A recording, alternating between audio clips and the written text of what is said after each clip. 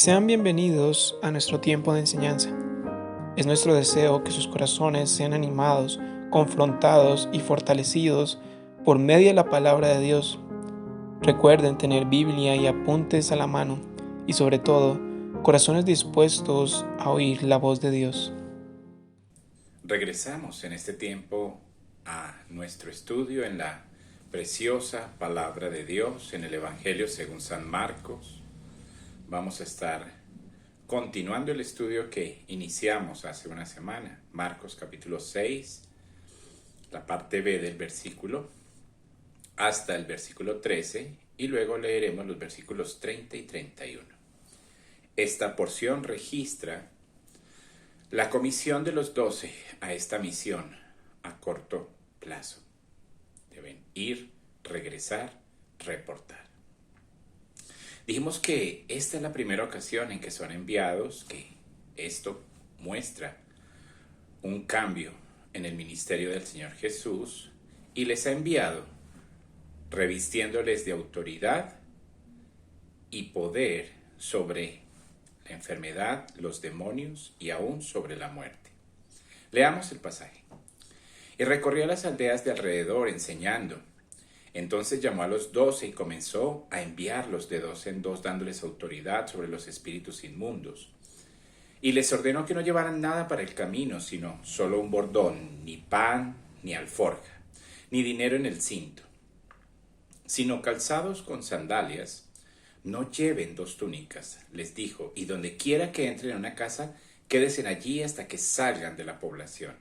Y en cualquier lugar que no os reciban ni os escuchen, al salir de allí, sacudid el polvo de la planta de vuestros pies en testimonio contra ellos.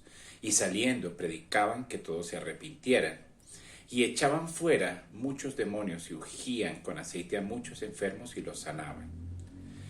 En los siguientes versículos encontramos el relato de la muerte de Juan Bautista que estudiaremos posteriormente. Y regresamos al versículo 30 y 31. Los apóstoles se reunieron con Jesús y le informaron sobre todo lo que habían hecho y enseñado.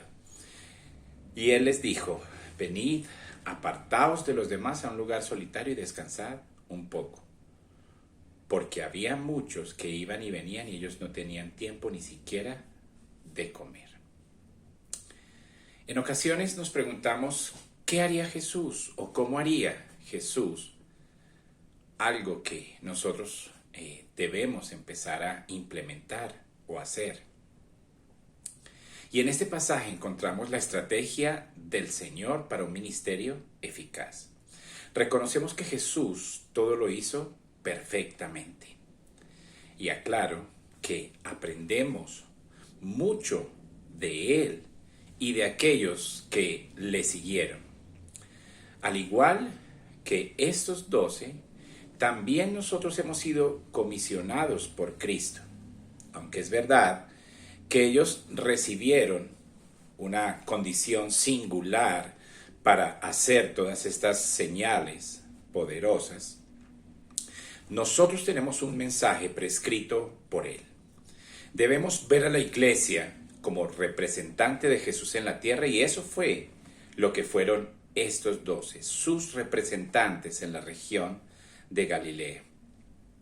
Y como vimos, la estrategia de Jesús es completamente diferente a partir de aquí. Y por cierto, una nota aquí aclaratoria. Si alguna vez usted se pregunta ¿qué es el liderazgo? ¿Cuál es su definición? El liderazgo consiste en hacer las cosas de manera efectiva a través de otras personas. Lo voy a repetir. Liderazgo es hacer las cosas de manera eficaz, efectiva a través de otras personas. Y eso es exactamente lo que Jesús hace aquí. Un discípulo es un estudiante, un apóstol es un enviado. Un discípulo es un aprendiz, un apóstol es un predicador. Un discípulo está ahí para recibir instrucción, un apóstol es enviado para proclamar.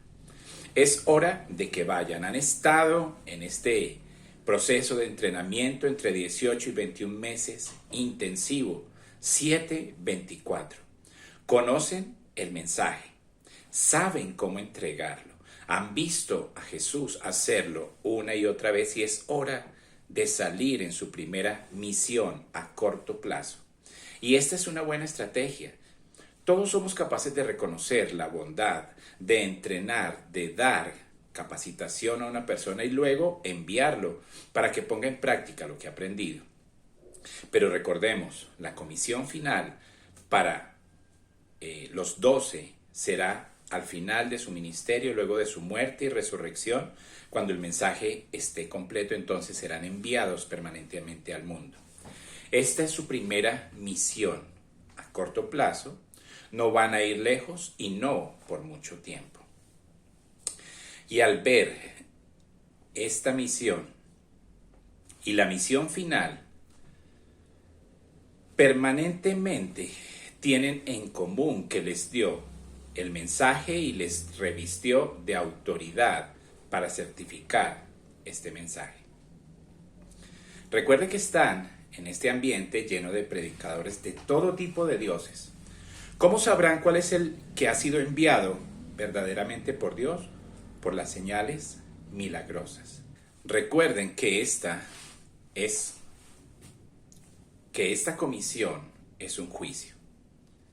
Y al escoger Jesús a estos hombres comunes, ordinarios, sin nada que ver con el sistema religioso judío, apóstata, ha excluido al sistema religioso del plan de Dios para Israel y aún para el mundo.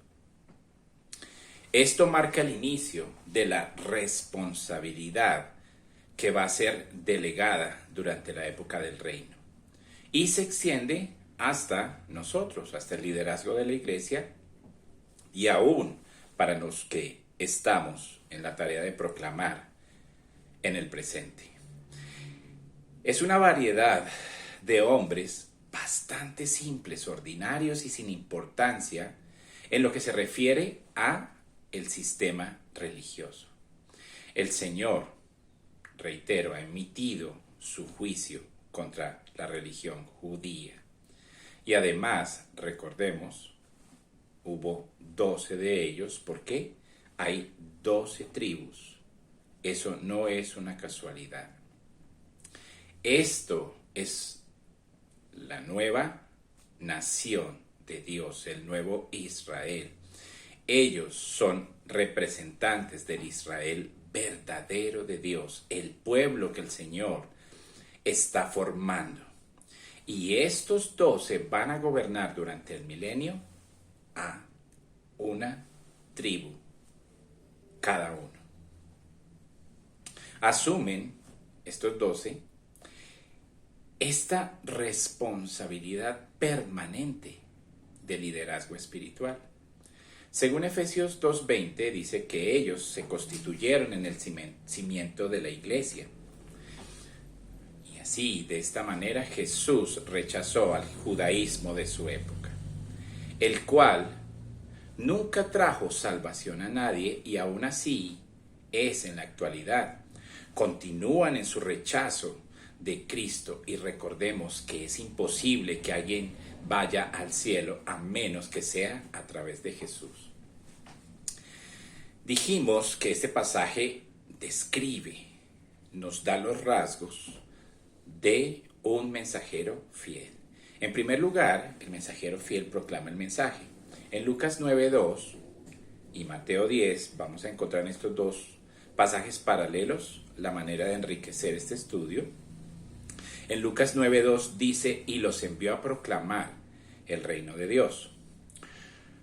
Recuerden que hubo no solamente la proclamación del reino, pero también, como registra Marcos 6:12, salieron y predicaron a los hombres que debían arrepentirse. Entonces predicaron del reino y el arrepentimiento. El mensaje fue, arrepiéntete de tu pecado, de tu religiosidad, de tu confianza en tu justicia propia y entra en el reino de Dios a través de la fe en Jesucristo. Mateo 10 dice que el Señor les dijo, los envío a las ovejas perdidas de la casa de Israel. Esa es la descripción de la nación, estaban perdidos y aún lo están. Ahora debemos, al igual que ellos, nosotros predicar el único mensaje que salva, debemos predicar el Evangelio. También dijimos que un mensajero fiel demuestra compasión. Aclaramos que era posible que Jesús hiciera demostraciones de poder de cualquier manera, pero decidió aliviar el dolor de las personas de su época como una muestra de compasión. Vemos a esta realidad en el ministerio de Jesús ahí en Marcos 1:13, donde lo encontramos sanando, liberando, aliviando el sufrimiento. Esta, como dijimos, fue una gran muestra de poder la que se le dio a los discípulos, el poder sobre los demonios. Y dijimos que esta se constituyó en la mayor muestra de poder, ya que son los demonios los únicos que resisten la confrontación y se resisten a ser expulsados. Pero también dijimos que además de ser una gran muestra de poder, es una gran muestra de misericordia al aliviar el dolor humano.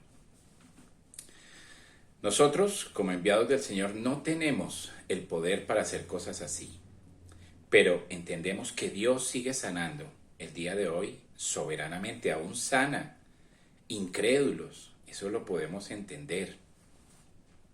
También en ocasiones decide sanar usando nuestras oraciones. Nosotros no necesitamos este tipo de señales, tenemos la Escritura. Y todo mensaje que nosotros demos debe ser juzgado por la Escritura.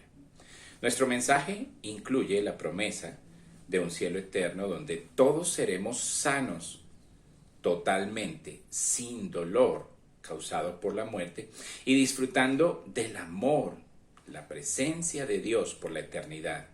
Así Dios muestra su compasión. En tercer lugar, el mensajero fiel vive dependiendo de Dios. Los verdaderos representantes de Jesús viven dependiendo para su provisión de Dios. Recuerde que ellos no tomaron nada para su viaje y dijimos que esta fue una lección sobre dependencia. Debían aprender a confiar. Ellos podían confiar en que Jesús, mientras estaba con ellos, no les iba a faltar nada. Pero debían aprender que sería igual aún en ausencia de Jesús. Recuerde que Jesús va a ser llevado al cielo de nuevo y ellos estarían solos. Necesitaban aprender que Dios cuidaría de ellos aunque no estuviera presente. Pero también dijimos que esto fue un caso particular para esa primera comisión porque en Lucas 22 el Señor, alistándolos para su comisión final, les dijo que debían aprovisionarse. El principio aquí es dar gratis lo que gratis se ha recibido. El ministerio no se entrega con la misión de que usted se enriquezca.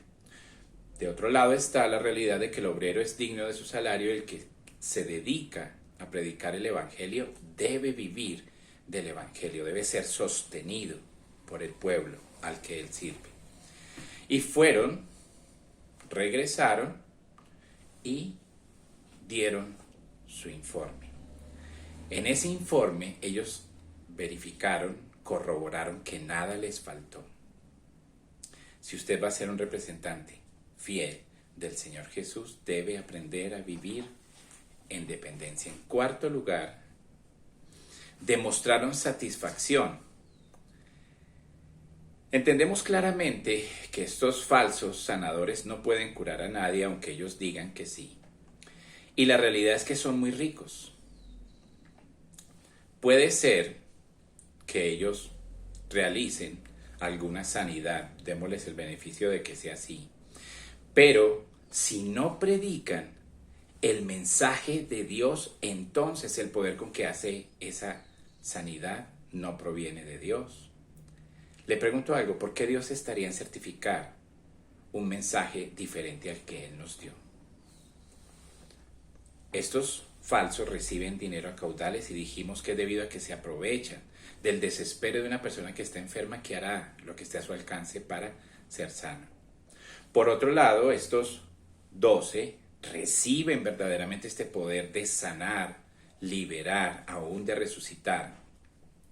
Y es seguro que si usted los ve llegar a la ciudad haciendo todos estos milagros, va a quererlos hospedar en su casa, ¿verdad? Los falsos maestros de esa época, de la época de los apóstoles, llegarían a una ciudad, estarían en una casa y al agotar los recursos de esa casa irían a otra casa a hacer lo mismo una y otra vez. Pablo habla de esta realidad cuando presenta el hecho de que los falsos maestros van de casa en casa y dice llevan cautivas a las mujeres incautas, obtienen de esas casas lo que desean y simplemente se van cuando han llenado sus bolsillos. Y Jesús les dice que no hay bolsillos que llenar. No lleven cinturón para el dinero, les dijo. Va a una casa y se queda allí. Mire el versículo 10. Cuando vayas, donde sea que entres en una casa, quédate allí hasta que salgas de la ciudad. No son mercancía en venta. No pongan precio a su ministerio.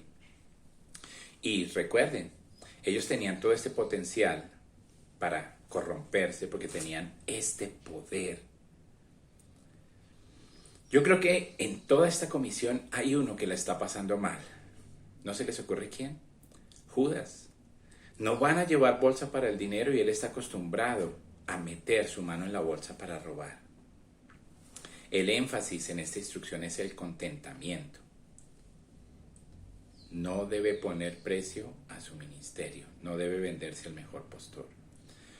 Una quinta característica de un mensajero fiel es ejercer discernimiento, poder diferenciar, ser perspicaz, que significa tener una mente abierta, analítica. Dice el versículo 11, cualquier lugar que no los reciba o los escuche, al salir de allí, sacudan el polvo de la planta de sus pies para testificar contra ellos. La realidad es que ellos debían esperar rechazo, ¿verdad? El mensaje es disonante a los oídos de estos religiosos orgullosos de sus prácticas religiosas, de su pedigrí generacional. ¿Arrepentirse en ellos? ¿De qué? Estaban conformes con su fachada, con su apariencia religiosa, seguros de ser aceptados por Dios. No se reconocían como pecadores y mucho menos como condenados. Los discípulos vieron la reacción de la gente hacia Jesús, su respuesta en Nazaret cuando trataron de matarle. Ellos sabían lo que podían esperar. No es un mensaje popular el que estaban proclamando. En general sería mal recibido y ellos debían ejercer discernimiento, ser perspicaces. Al llegar a un pueblo o región, les dice el Señor, den el mensaje. Si no lo reciben, salgan de allí y sacudan sus sandalias como señal de juicio contra ellos. Les aclaro que esta es una señal tradicional dentro de los judíos para expresar su desprecio hacia los gentiles a quien consideraban inmundos. Cuando ellos pasaban por una región gentil, cuando salían de ella e iban a entrar a la Tierra Santa, sacudían su cuerpo, sus túnicas, sus zapatos y aún su cabeza, como una señal de que no querían contaminar la Tierra Santa. Entonces, lo que Jesús les está diciendo es, al llegar, entregue el mensaje, certifíquelo con estas señales y prodigios, y si lo rechazan, den un marturión, esa palabra testimonio, que con el tiempo salió de allí la palabra mártir, y fue un término cristiano. Entenderán esa señal de sacudir sus sandalias porque iban a ir a los judíos, a las ovejas perdidas de la casa de Israel. Y ellos sabían el significado de eso. Eso quería decir que ellos no eran mejores que un gentil. Es un inmundo y está bajo juicio. En Mateo 10 el Señor les dice, en cualquier ciudad o pueblo que entres, pregunte quién es digno de entrar, quédese en su casa hasta que salga de la ciudad. Verifique primero antes de entrar que el lugar sea digno. Quédese en esa casa hasta que se vaya. Ve al versículo 11. Y en cualquier ciudad o aldea donde entren, averigüen quién es digno de ella, quédense allí hasta que se marchen. Al entrar en la casa, den su saludo de paz. Versículo 13, si la casa es digna, que su saludo de paz llegue sobre ella, pero si es indigna, que su saludo de paz se vuelva a ustedes. Y cualquiera que no los reciba ni oiga sus palabras al salir de esa ciudad, sacudan el polvo de sus pies. Y versículo 15, en verdad les digo que en el día del juicio será más tolerable el castigo para la tierra de Sodoma y de Gomorra que para esa ciudad. Eso requiere valor, ser audaz, coraje y mucho discernimiento. Si rechaza, la implicación aquí es que si rechaza el Evangelio, aunque sea un devoto judío practicante de su tradición, si rechaza a Cristo, se pone al nivel de un pagano. Es peor que Sodoma y Gomorra. ¿Por qué? Porque Sodoma y Gomorra no rechazaron a Cristo. Dice el Señor, si los milagros que se habían hecho en Cafarnaúm, Corazín y Betsaida se hubieran hecho en Sodoma y Gomorra, se habrían arrepentido. Entonces, entendemos la razón del juicio simbolizado por sacudir su ropa y aún su calzado. El juicio es debido al rechazo del mensaje. Ellos deben actuar de manera perspicaz, con mentes evaluadoras. Vayamos por un momento a Mateo 7 y reconozcamos que lo que vamos a hablar también es parte del ministerio. Nuestro ministerio también consiste en advertir a nuestros oyentes. Y para hacer eso debemos ser audaces y perspicaces, tener discernimiento. Aquí tenemos el versículo clave del estilo de vida de un incrédulo. Mateo 7:1. No juzgues para que no seas juzgado. Lo aman. Sigue diciendo, lo que pasa es que lo sacan de su contexto, pero sigue diciendo el Señor, porque en la forma en que juzgas serás juzgado, y según el estándar con el que midas, serás medido. Lo que está diciendo el Señor es no juzgue pecaminosamente. Él está confrontando a estos judíos hipócritas con su actitud de jueces y les dice, ustedes ven la astilla en el ojo de su hermano, pero ignoran la viga que tienen en el suyo. ¿Cómo puede decirle a su hermano, déjeme quitarle la astilla de su ojo, cuando tiene una gran viga en el suyo? Hipócrita, saca primero el tronco en tu ojo para que puedas ayudar a tu hermano. Él está acusando a estos jueces religiosos. Él les dice, no pueden sentarse y juzgar a los demás con su juicio religioso que pretende tener autoridad divina, porque eso es hipocresía. Y mire el versículo 6. Aquí les hace un llamado a los que lo siguen. Aquí ya cambia de auditorio, ya no les está hablando a estos judíos hipócritas, sino a aquellos de sus discípulos. Les dice, no den lo que es sagrado a los perros, no arrojen sus perlas a los cerdos, o los pisotearán bajo sus pies y se darán vuelta y le harán pedazos. Es por eso que dice el versículo 7, pedid y se os dará, buscad y hallaréis, llamad y se os abrirá. Deben pedir sabiduría para ejercer ese discernimiento. Es un lenguaje bastante fuerte. Hablarle a las personas así requiere de mucha audacia.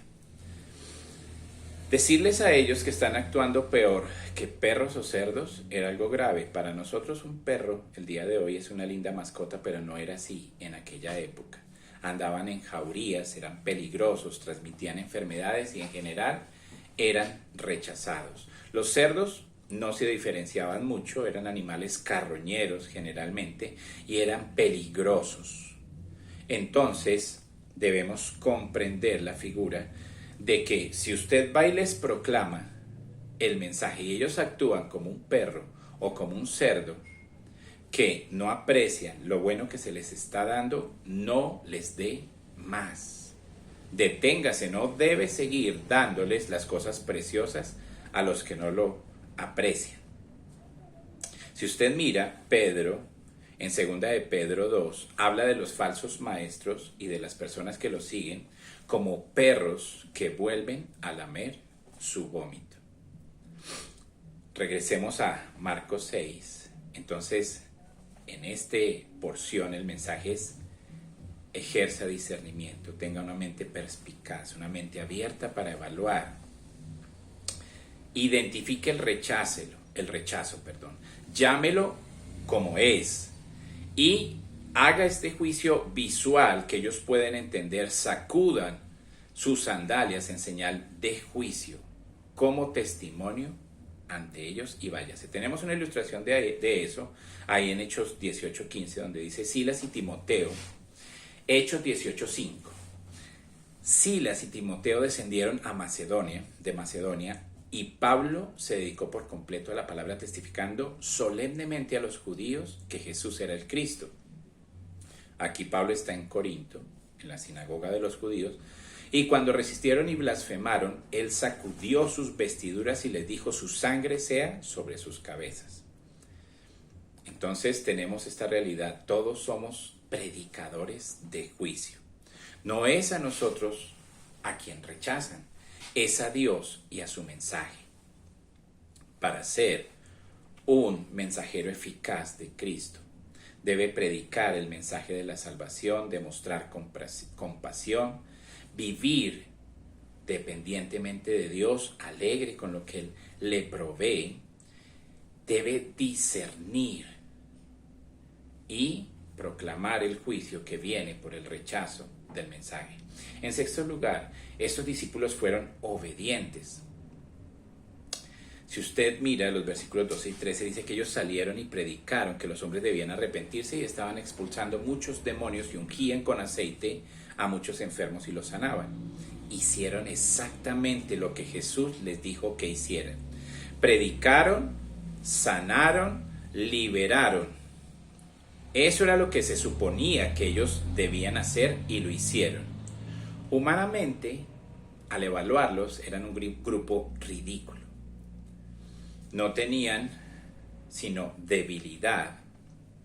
No gozaban de ningún respeto en el sistema religioso, no estaban conectados con él, no estaban capacitados en su religión desde la perspectiva de los religiosos. Ellos tenían dudas constantemente, tenían malentendidos entre ellos y manejaban un alto nivel de frustración. No tenían confianza en sí mismos, de tal manera que no innovaron, y está bien, simplemente hicieron lo que Jesús les dijo que hicieran, y realmente eso es lo correcto. Ahora usted dice, ¿cómo no van a obedecer? Eso debe ser muy emocionante, tener este poder para sanar, para resucitar, para expulsar demonios. Estarían dispuestos a obedecer.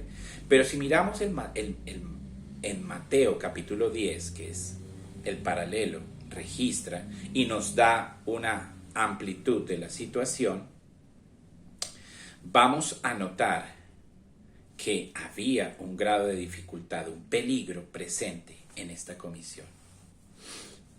Entendemos que lo que se anuncia aquí en Mateo 10 no se cumpliría en esta primera comisión totalmente, pero que esas serían las condiciones a lo largo de su vida cuando fueran comisionados al final, hasta que fueran martirizados. Miremos Hechos 10:16.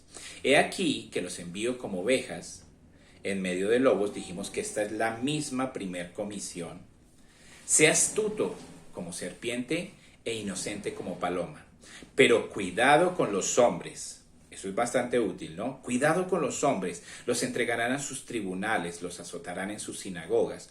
Incluso serán llevados ante gobernantes y reyes por mi causa, como testimonio para ellos y para los gentiles. Pero cuando los entreguen, no se preocupen por qué van a decir en esa hora, porque se les dará lo que deben decir. Es decir, que el tiempo que no deben preocuparse por su provisión, por su protección, no necesitan preocuparse por lo que van a decir. Dice Jesús, yo me encargaré de todo eso. Mire lo que dice el pasaje, porque no eres tú quien habla, es el Espíritu de tu Padre quien habla en ti. Y aquí tenemos una indicación muy fuerte, y escuche atentamente, de que el Espíritu ya estaba presente en los discípulos aún antes de Pentecostés. Lo que sucede es que cuando vino el Pentecostés, tuvieron el Espíritu a plenitud, total, sin restricciones.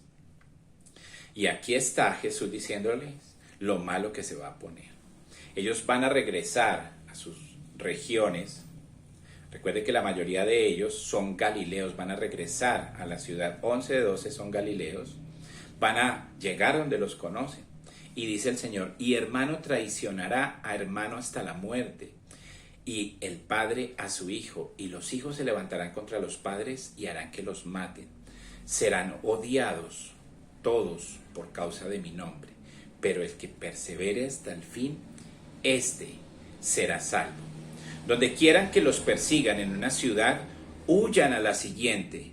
Realmente les digo que no terminarán de recorrer las ciudades de Israel hasta que venga el Hijo del Hombre. Entonces, como vemos, estas condiciones van a estar presentes durante el ministerio al que fueron encomendados al final. Todos los que proclamamos el Evangelio vamos a enfrentar persecución y rechazo. No debería ser diferente, ¿verdad? Vea lo que les dijo en el versículo 24.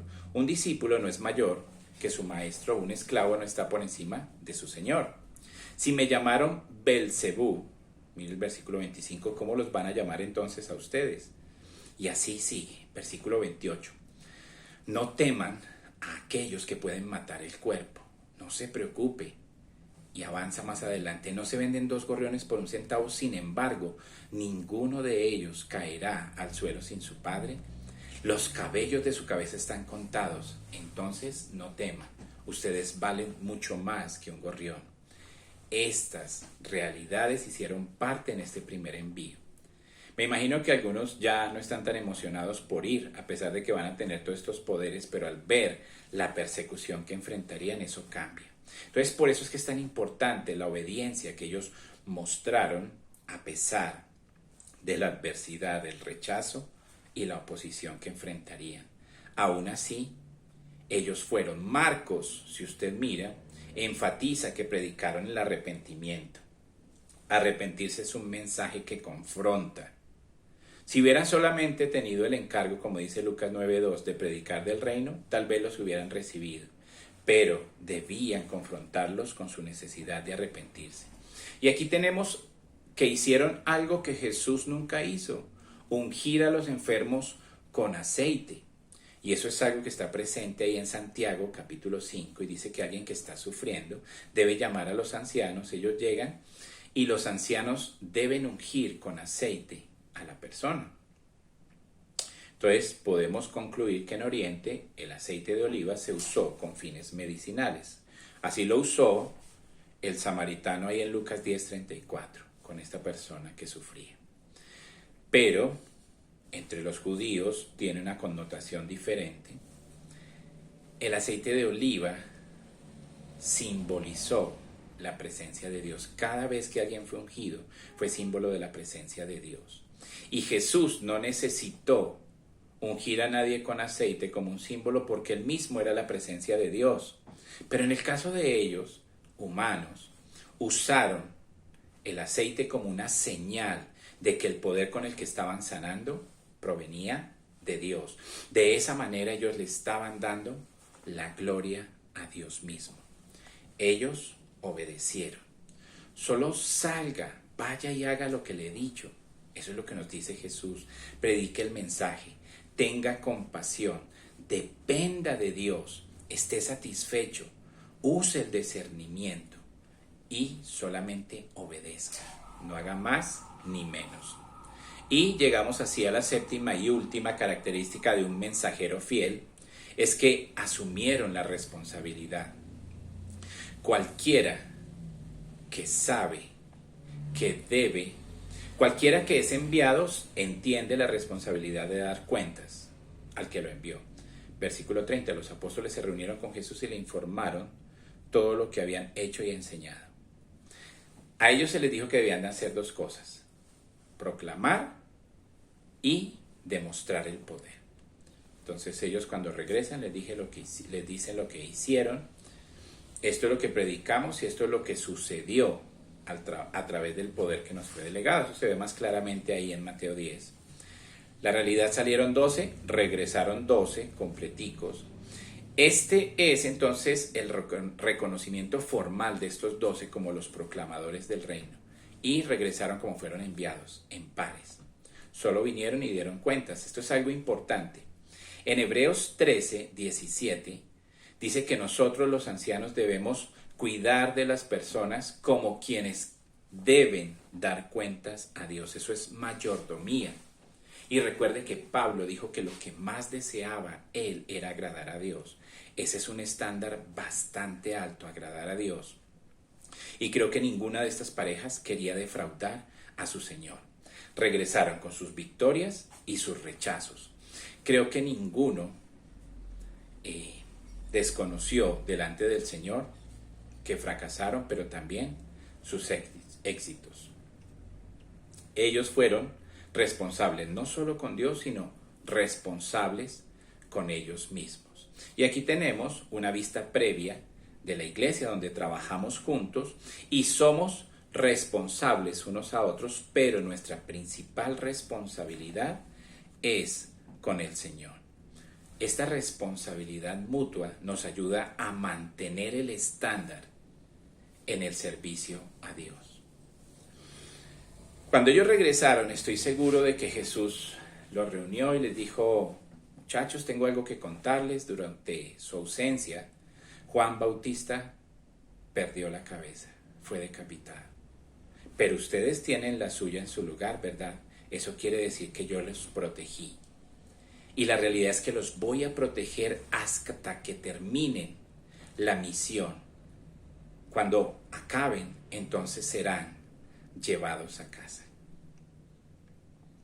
Y les está diciendo que ese podría ser el precio. Sus propias vidas llegarían a ser el costo de su proclamación, de su ministerio. Y aquí hay presente responsabilidad, pero también hay algo muy hermoso, tierno y dulce de parte del Señor. Vean el versículo 31, Él les dijo: vayan solos a un lugar apartado y descansen un poco. Qué hermoso saber que el Señor entiende nuestra debilidad, nos provee las maneras aún para reposar. Esto es sensibilidad ante la débil condición humana. Él les dice: basta por ahora, descansen. Y la razón para esto es que hay mucha gente yendo y viniendo. Podemos imaginarnos que durante el envío, imagínense toda esta gente al ver que llega alguien con el poder para sanar, tendrían mucho trabajo ahí por hacer durante ese tiempo. No habría lugar para el descanso. El Señor entiende eso. En realidad somos importantes y útiles, pero no necesarios. ¿Puede reconocer eso? Usted no es necesario en el reino avanzará sin importar que usted se tome un descanso. Y así Jesús muestra su amor compasivo una vez más. Entonces, discernimiento. Sepa cuando es hora de dejar de predicar el mensaje de gracia y comience a proclamar el mensaje de juicio. Sea obediente, haz lo que le han mandado hacer y acepte su responsabilidad, obedezca. Estos hombres, por cierto, pusieron de cabeza al mundo. Aunque nosotros en nuestra comisión no tenemos esta capacidad de hacer estas cosas sobrenaturales, los milagros de un apóstol, todo nuestro servicio y nuestra proclamación puede ser validado fácilmente al abrir la palabra de Dios. Solo debe abrirla y comprobar que lo que yo le estoy diciendo está ahí, en la palabra de Dios. Podemos decir que es una gran vocación, es un gran privilegio. No somos los mejores, los más poderosos, los más sabios. Somos lo vil, lo no apreciado por el mundo, pero somos los amados, los escogidos de Dios. Y Dios nos ha elegido para hacer este trabajo de proclamación. Y aún continúa usando personas débiles, tan débiles como estos 12 ordinarios. Y Pablo es un buen modelo de quien Dios decide usar, ¿verdad? Él estaba feliz en 2 de Corintios diciendo que no se avergonzaba de su debilidad, porque cuando él era débil, entonces Dios era fuerte en él. Su poder actuaba poderosamente en la debilidad.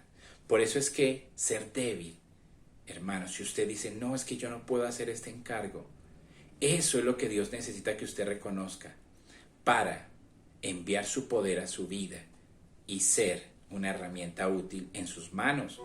Y así, de esa manera, Dios recibe la gloria por cualquier cosa que hagamos cuando reconocemos nuestra debilidad. Oremos. Amado y buen Dios, eterno Rey de gloria, qué bueno, Señor, es poder encontrar las instrucciones de tu palabra para nuestra tarea de proclamar, Señor. Ayúdanos a tener contentamiento, a gozarnos en lo que tú nos provees.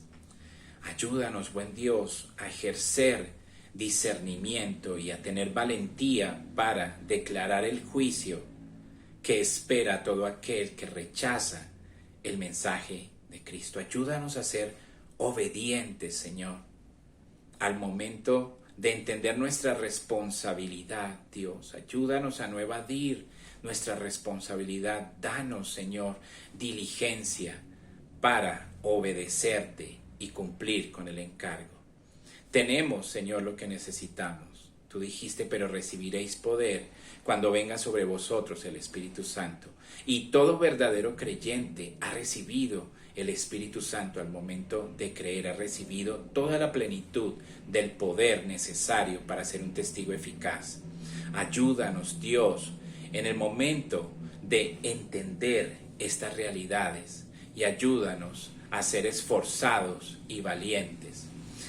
Miremos el ejemplo de estos discípulos que estuvieron dispuestos a obedecer aún cuando enfrentaron la consecuencia de que podían dar sus vidas, morir por causa de la tarea a la que tú les estabas enviando. Ayúdanos, Señor, a no avergonzarnos del Evangelio, porque es poder de Dios para salvación. Y ayúdanos a confesarte delante de los hombres para que un día tú no te avergüences de nosotros delante de Dios. Te alabamos, te bendecimos y te exaltamos en el nombre de Jesús. Amén. Agradecemos a Dios el tiempo que hemos podido compartir escudriñando las Escrituras. Gracias por acompañarnos y recuerden que estas enseñanzas están en nuestro canal de YouTube y que podrán verlas nuevamente. Gracias por su compañía y nos veremos en nuestras próximas reuniones. Dios les bendiga.